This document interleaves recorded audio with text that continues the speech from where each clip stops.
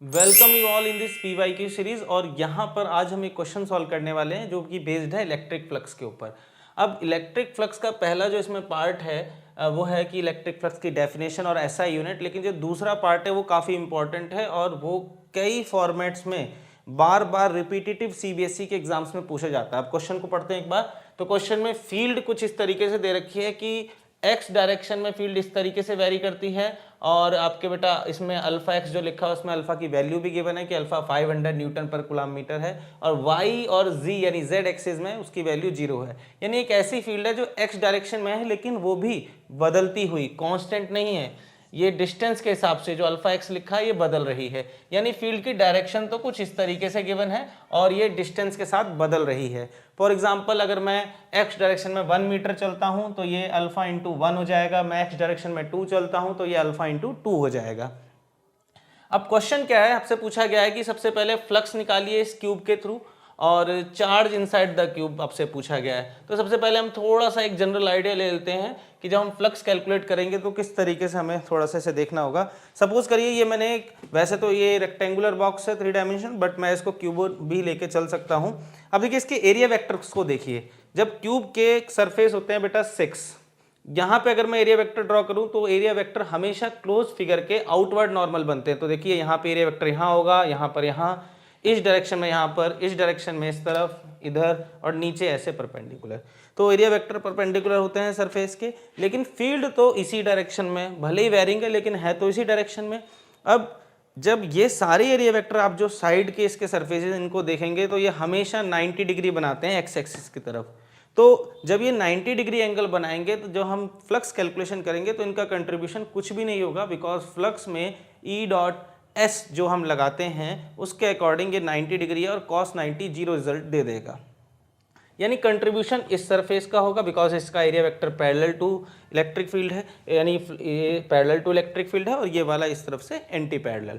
अब यहाँ पर अगर मैं फ्लक्स कैलकुलेशन को स्टार्ट करूँ तो मेरे को पहला पॉइंट मिल चुका है कि केवल 2 ही सरफेस कंट्रीब्यूट करेंगे। तो एक बार हम क्या करते हैं और फिर मैं इसको यहाँ पर ले आऊँगा नीचे।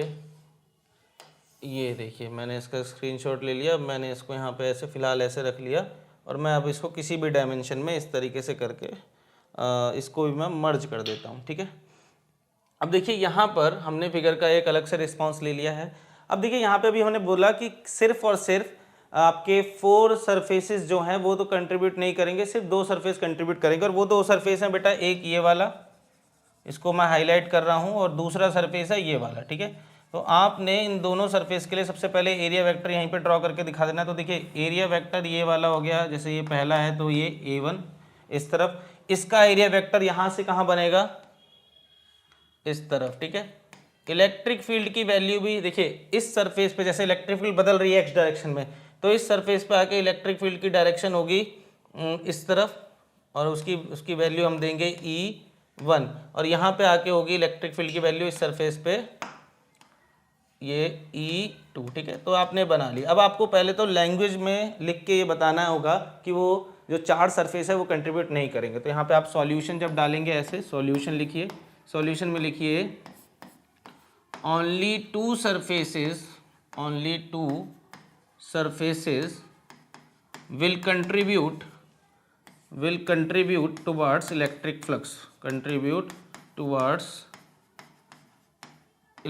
flux, ठीक है, इलेक्ट्रिक फ्लक्स, और ब्रैकेट में लिख दीजिए A1 एंड A2। तो ये तो पहला इंफॉर्मेशन हो गया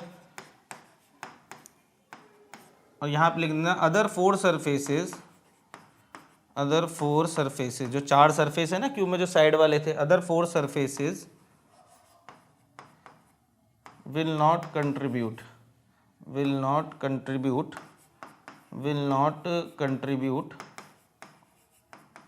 since E is perpendicular to, यहाँ पे ds कि उनके एरिया वेक्टर जो भी बनेंगे वो परपेंडिकुलर। अब आपको जैसे फ्लक्स निकालना है तो देखिए सरफेस आपके सामने है ये। अब आप यहाँ से इसका फ्लक्स निकालने की जो है स्ट्रेटजी पे काम करेंगे। तो मैं यहाँ पर थोड़ा सा इसको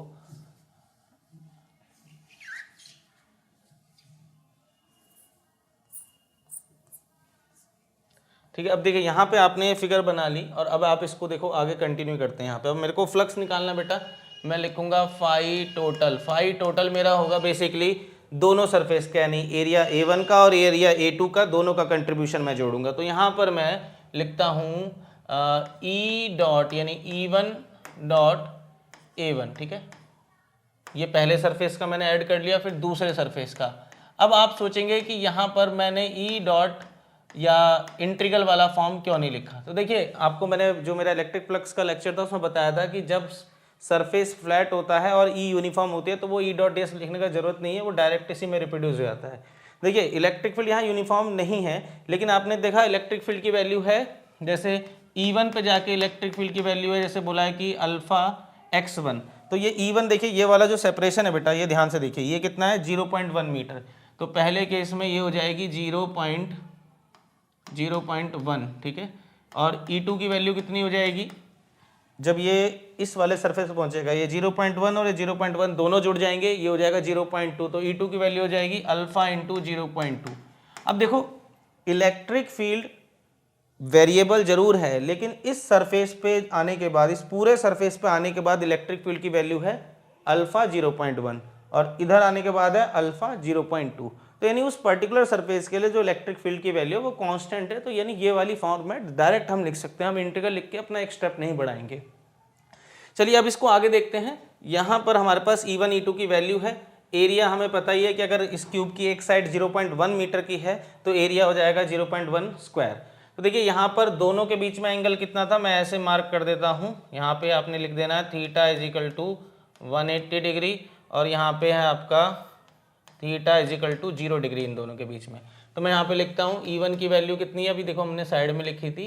E1 की वैल्यू है अल्फा 0.1 और डॉट प्रोडक्ट करना था, तो चलिए यहाँ पे डॉट लिख देता हूँ मैं, और एरिया हो गया मेरा 0.1 का स्क्वायर और यहाँ पे cos 0, ठीक है। cos 0 नहीं, इस वाले केस में तो cos 180 डिग्री है यहाँ पर, ठीक है। देखिए बोर्ड का बेटा जो सॉल्यूशन होता है ना, वो आपको हमेशा सॉल्व करते टाइम ये देखना है कि ये नहीं सोचना है कि टीचर को समझ में आ गया है, आपको सोचना है कि आपका सॉल्यूशन पढ़ के क्या कहीं पे कोई ऐसा मार्जिन है कि टीचर सोचे कि इसके सॉल्यूशन में ये एक्सप्लेनेशन नहीं है। बिकॉज स्टेप वाइज मार्किंग होती है और अगर आप किसी भी चीज़ को स्किप करते हैं तो आपके मार्क्स कट जाएंगे, वेदर सॉल्यूशन करेक्ट हो या ना हो, वो स्टेप मार्किंग होती है। सिमिलरली अब E2 वाला पार्ट लिखना है, तो E2 की आपने वैल्यू देखी, E2 की वैल्यू कितनी है अल्फा 0.2 और इनटू अगेन A2, तो एरिया तो वही है 0.1 का स्क्वायर, लेकिन इनके बीच में जो एंगल है वो कितना है cos 0 डिग्री, ठीक है। अब मेरे को अलग से कुछ लिखने की जरूरत नहीं क्योंकि साफ पता चल रहा है, ऊपर डॉट प्रोडक्ट और नीचे मैंने उसे एक्सपेंड कर रखा है। अब देखिए यहाँ क्या होगा अल्फा 0.1 का क्यूब और बेटा cos 180, cos जितने भी ऑड पाई होते हैं उसका आंसर आता है -1, तो मैंने -1 लिखा और यहाँ पे प्लस करा अल्फा इंटू, देखो ये 0.2 है, मैं सेम इसकी तरह से बनाना चाहता हूँ तो 0.2 को मैं ट्रीट कर सकता हूँ 2 इंटू 0.1, तो मैं यहाँ पे लिख सकता हूँ 2 अल्फा और ये 0.1 बन जाएगा, यानी ये अगेन 0.1 का क्यूब और cos 0 होता है बेटा 1।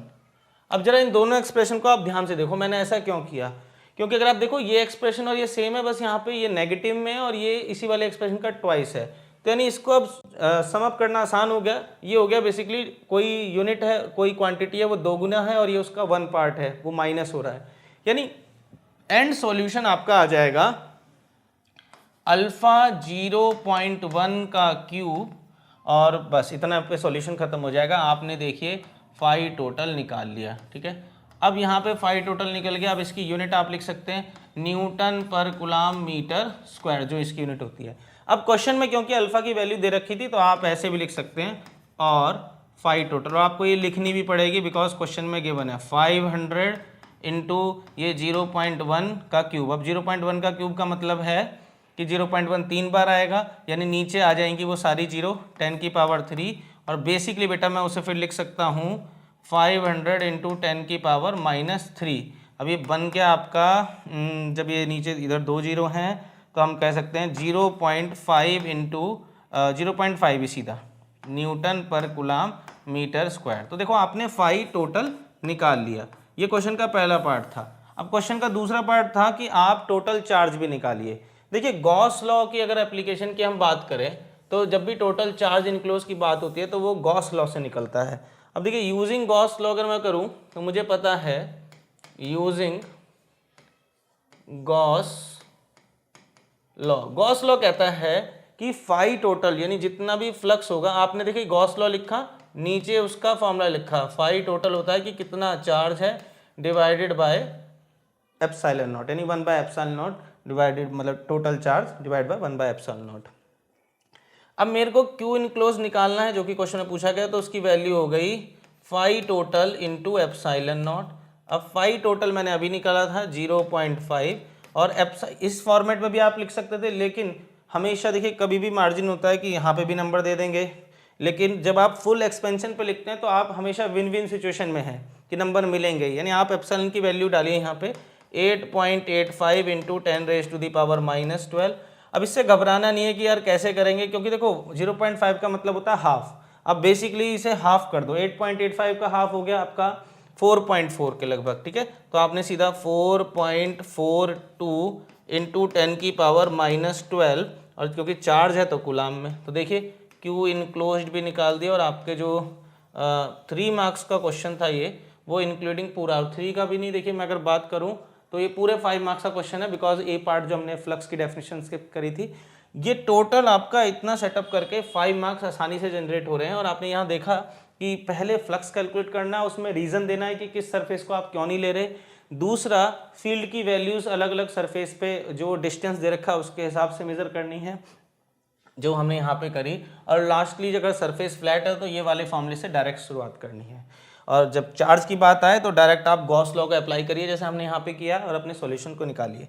अब ये क्वेश्चन इंपॉर्टेंट क्यों है, तो देखो बेटा ये क्वेश्चन कई फॉर्मेट्स में अभी आएगा, मैं आपको दिखाता भी हूँ कि ये क्यूब अगर थोड़ा सा पीछे, यानी अभी तो ये पॉजिटिव आपके x z प्लेन में रखा हुआ है, ये अंदर स्किप कर देना, इसको मैं पुश कर दूं ऐसे, तब भी आंसर यही रहने वाला है, कोई फर्क नहीं पड़ेगा, बिकॉज जब तक आप x और z प्लेन में कुछ चेंजेस करते हो तब तक आपका सॉल्यूशन यही रहेगा। तो आप हो सकता है एक सेट में क्वेश्चन को ऐसे पीछे पुश कर दिया जाए तब भी सेम आंसर आएगा।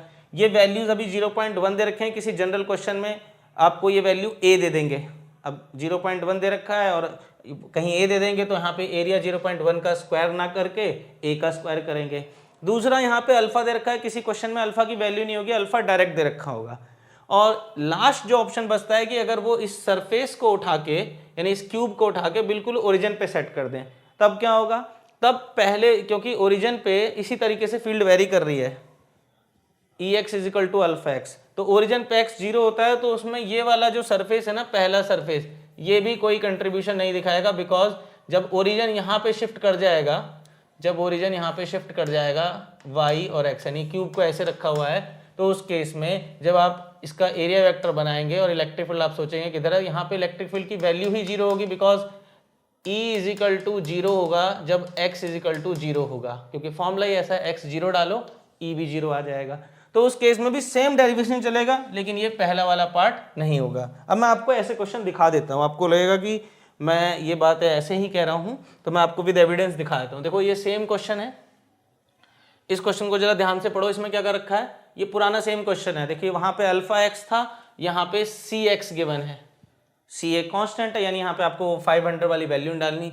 दूसरा ये वही क्वेश्चन है और इसमें दूसरी भी है, यानी 0.1 की जगह डायरेक्ट ए डाल दिया है यहाँ पे, तो आपका सॉल्यूशन वैसा ही चलेगा, ए लिखते चले, ए का स्क्वायर लिखेंगे एरिया की जगह, प्लस ये क्यूब आगे की जगह ना होके पीछे की तरफ पुश्ड है, तो सेम सॉल्यूशन यहाँ पे भी, यानी मैं इसमें डायरेक्ट लिख सकता हूँ कि आप इसे सेम लॉजिक से सॉल्व कर सकते हैं। ठीक है, सेम लॉजिक है और ये आपके लिए होमवर्क है कि आप इसको ट्राई करें यहाँ पे देख के। फिर आगे आते हैं, अगला क्वेश्चन देखते हैं। देखिए अगला क्वेश्चन, वैसे तो इसमें और भी बहुत पार्ट है, लेकिन हम प्रिसाइजली इंटरेस्टेड है इस वाले पार्ट पे कि given the electric field in the region E is equal to 2xi find the net electric flux through the cube. अब देखो यहाँ पे फिगर को जरा ध्यान से देखो बेटा, फिगर में ओरिजिन पे ही है, इलेक्ट्रिक फील्ड कैसे वेरी कर रही है, E इजिकल टू 2xi। अब इस जगह पे मेरे को x बताओ, यानी सिर्फ यही दो सरफेस कंट्रीब्यूट करेंगे, तो आप लिखोगे फर्स्ट सरफेस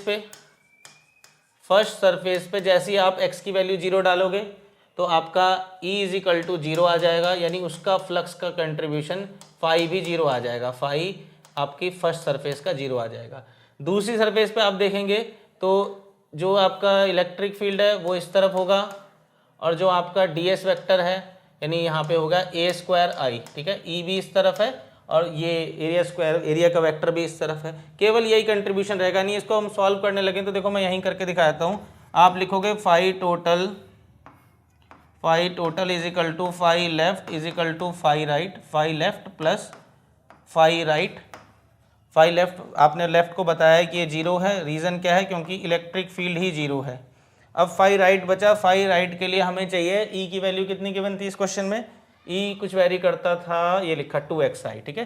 तो E की वैल्यू यहाँ पे मैं वही दोबारा E डॉट ए लिखना था मेरे को, E2A2 ऐसे लिखता मैं यहाँ पे, और अगर मैं E2A2 लिखता तो मैं अब यहाँ पे सॉल्व कर देता हूँ।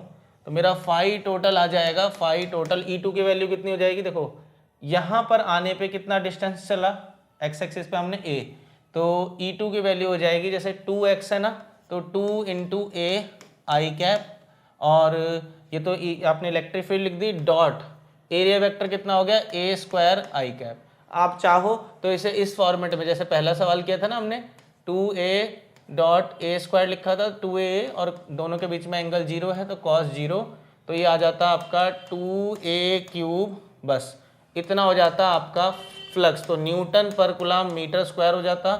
और अगर आपसे चार्ज पूछा गया है, ठीक है, तो यहाँ पे लिखा फाइंड द नेट फ्लक्स और चार्ज तो आपने फ्लक्स तो निकाल दिया, और चार्ज क्यू इनक्लोज्ड क्या होता है, गॉस लॉ से करने से फुल फॉर्म में ही है, मैं आपको बस थोड़ा सा जल्दी से बता रहा हूँ।